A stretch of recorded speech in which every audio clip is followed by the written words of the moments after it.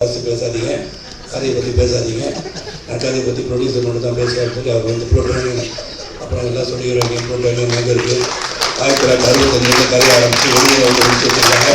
Publish பண்ண அமெரிக்காவில் வந்து பப்ளிஷ் பண்ண அந்த பேப்பரை மனு பார்த்தாரு. அது உண்மை, சிஐஏ இந்தியா இன்டெலிஜென்ஸ்னு சொல்லி நாளை பத்திரிகையாளர்கள் இப்படி இருக்கா, அப்போ இந்தியாவும் அமெரிக்காவும் சரி பண்ணிட்டாங்களான்னு கேட்குற அளவுக்கு ஒரு பிரமாதமான நியூஸை கொடுத்த உங்கள் அனைவருக்கும் என்னுடைய வாழ்த்துக்கள். விஷயம் நடந்திருக்கு. பார்த்து அந்த கிரைம் மாதிரி ஆகிடக்கூடாது. நாளைக்கு எனக்கு தெரிஞ்சுதான் நினைச்சீங்கன்னா தெரியாம தான் நினைச்சீங்கன்னா இந்த மாதிரி ஒன்று நடந்திருக்கு. நியூக்ளியர் டிவைஸ் பண்றதுக்கான புளூட்டோனியமே காணாம போயிருக்கின்றாங்க. இவ்வளவு வருஷமா காணாம எங்க போச்சு அப்படின்னு வந்து குரல் கொடுக்கும் அளவுக்கு நீங்க எல்லாம் பிரமாதமா சொல்லிட்டீங்க. இதெல்லாம் இதில் ஒரு very big experience and jokes aside ரொம்ப ரொம்ப சந்தோஷம்.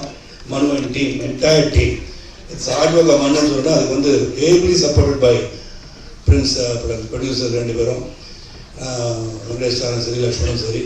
அவங்க வந்து போட்டி அடுத்த படத்தில் வந்து ஹீரோலாம் தடையான. இப்போ அட்வர்டைஸ்மெண்ட் தான் பார்த்தீங்கன்னா ஆர்டிஸ்டாக நடிக்கிறதில்ல, அதான் அந்த ஓனர்ஸே நடிக்கிறாங்க. அந்த மாதிரி இப்போ அடுத்தது பார்த்தீங்கன்னா தயாரிப்பாளர்லாம் நடிக்கிறதுக்கு ரெடி ஆகிட்டாங்க.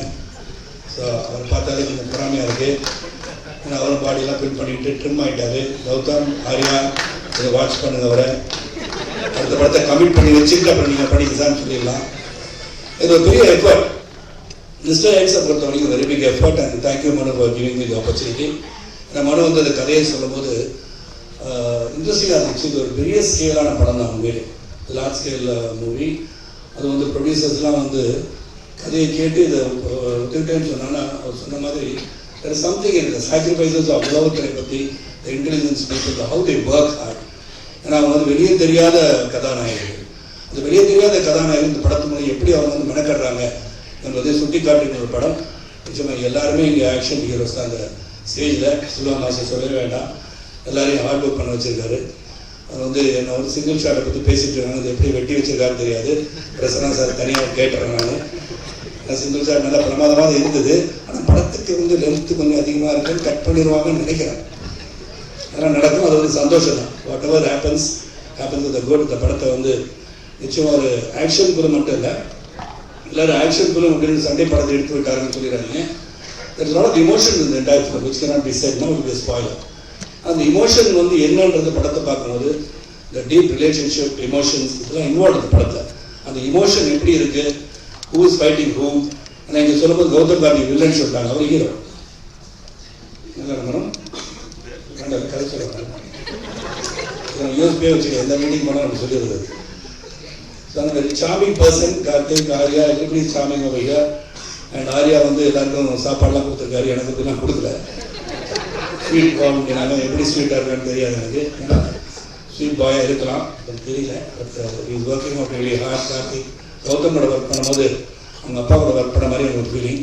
But some of the reaction that Gautam gives I will think of Karthik. ஏன்னா அப்பாவோட ஞாபகம் உடனே வந்து because it's such a body of mind. So இந்த படம் வெற்றி பெறுவதற்கு உங்களுடைய சப்போர்ட் தேவை. அண்ட் பிரகாஷ் வந்து நீங்கள் தூங்காமல் பார்த்தது இந்த படத்தோட வெற்றி. எனக்கு கவிதாலாம் அங்கே உட்காந்து எதுக்குன்னு தெரில. இப்போ நான் சகோதரிகள் எங்கேயோ உட்காந்துருக்காங்க. ஸோ எல்லாரும் வந்து இந்த படத்தை வந்து சிறப்பாக திரைப்படத்தை வந்து தியேட்டரில் போய் பார்க்கின்ற ஒரு அனுபவத்தை எங்களுக்கு பெறுவது உண்மை.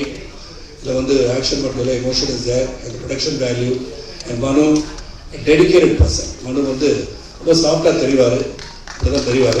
ஒரு சாஃப்ட் இல்லை. அது சத்தம் போட்டுலாம் பார்த்தீங்கன்னா இந்த தியேட்டரையே தாண்டாது. அதெல்லாம் பார்த்துட்டேன் நான். ஏன்னா சீன் மனு டென்ஸ் பர்சன், அதாவது ஒர்க்கில் அந்த மாதிரி பண்ணி எல்லாரையும் மெனக்கட வச்சு எல்லாரையும் ஒர்க் பண்ண வச்சு everything, every nuance in the film is very clearly chiseled by him சொல்லலாம். அந்த அளவுக்கு எல்லாருமே வந்து சிறப்பாக. அது மட்டும் இல்லை, இங்கே எல்லாரும் பேரையும் சொல்லணும். அருள், ராஜீவன், பிரசன்னா எல்லாருமே. அருள் வந்து தலையை பிச்சுக்கிட்டாருனாங்க. தலையில் எதிர்த்தா பிச்சுக்கலாம், உங்களால் ஏற்கனவே பிச்சுட்டீங்கன்னு தெரியல எனக்கு. என்ன அருள் தலையை பிச்சுக்கிட்டாருன்னு தலையை பார்த்தேன். அதில் அருள் இஸ் கிரேட் கேமராமேன். அது ராஜீவன் சொல்லவே வேண்டாம். அது extraordinary art directors are that is God. And கதாநாயகன் தீபு, வெரி லவ்லி சாங். இதை பார்க்கும்போது நான் வந்து ஒரு காதல் காட்சி எனக்கு கொடுக்குறேன்னு வருத்தம் இருக்கு எனக்கு. சரி, பாட்டு எடுக்கும்போது பண்ணுவீங்க, ப்ளீஸ் அது நீங்கள் பார்த்து சாட்டிஸ்ஃபை பண்ணுங்கள். எல்லாருக்கும் நன்றி. பத்திரிகை சகோதரர்கள் ஆர்வமாக ஒரு கிட்டத்தட்ட 2 மணி நேரம் அமர்ந்திருக்குன்னு சொன்னாலே you find something interesting this film. And definitely இந்த படம் வந்து ஒரு நல்ல படமாக அனைவரும்